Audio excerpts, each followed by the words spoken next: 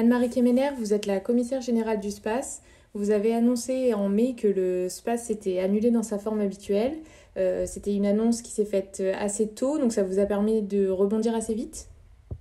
C'est vrai que nous avons décidé d'annuler le SPACE dans sa forme physique dès le mois de mai parce que voilà, un certain nombre d'éléments nous avaient vraiment incité à le faire, et puis c'était surtout dans le souci de préserver en fait la santé financière des entreprises qui participent au SPACE et de pouvoir aussi préserver notre organisation pour les années à venir.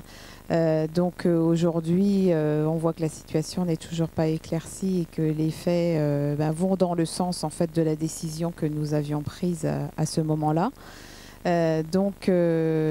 Cette anticipation nous a permis de mettre en place un certain nombre d'actions pour que le SPACE 2020 continue à exister et que surtout le SPACE continue à exercer son rôle majeur dans la profession agricole et auprès des éleveurs en particulier. Alors ça passe par quoi justement? Alors ça passe tout d'abord par la première demande que nous avions eue de la part des exposants, c'était de maintenir cette opération InnovSpace qui est vraiment très précieuse pour la mise en valeur des nouveautés présentées dans le secteur de l'élevage.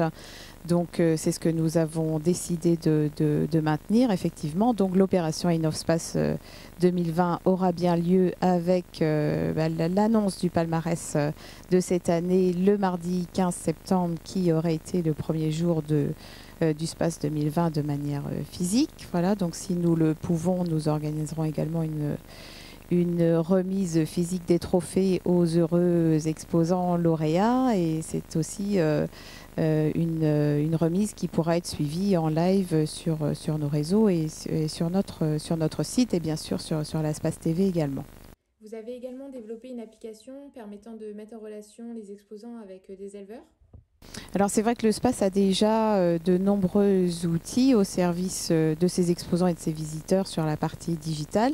Et cette année, vu le contexte, nous avons décidé de booster en fait les capacités de ces outils, et notamment ceux de notre appli mobile, pour pouvoir permettre à nos exposants et nos visiteurs de garder le contact. Et donc cette application va leur donner la possibilité de prendre des rendez-vous B2B en ligne après avoir créé leur profil sur l'appli. Et donc ces rendez-vous seront organisés en fait du 15 au 30 septembre. Voilà, nous avons élargi une plage de 15 jours pour pouvoir prendre ces rendez-vous et maintenir le lien entre nos exposants et nos visiteurs. Et un certain nombre de conférences aussi en ligne, puisque c'est également une demande que nous avons eue de la part des organisateurs de conférences de pouvoir continuer à bénéficier en fait de l'aura du SPACE pour la promotion de leurs conférences. Donc à cette date, nous pouvons déjà annoncer au moins 80 conférences en ligne pendant les 4 jours du salon. Voilà. Notons également que le plateau TV, la SPACE TV par WebAgri, aura lieu également. Absolument. Oui, le plateau sera toujours là dans une formule adaptée bien entendu au contexte 2020, mais nous avons aussi tenu avec WebAgri à maintenir ce partenariat pour pouvoir continuer à vous informer sur l'actualité du SPACE et de l'élevage.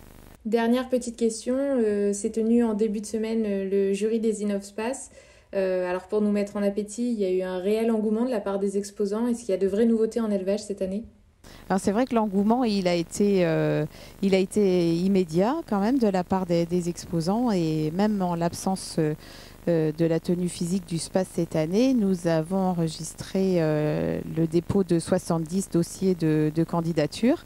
Et donc voilà, on vous donne rendez-vous le 15 septembre en fin de matinée pour connaître le palmarès de cette édition 2020 qui s'annonce de toute façon prometteuse et en tout cas riche encore en innovation cette année. Merci beaucoup Anne-Marie Kemener pour ce témoignage. Merci à vous.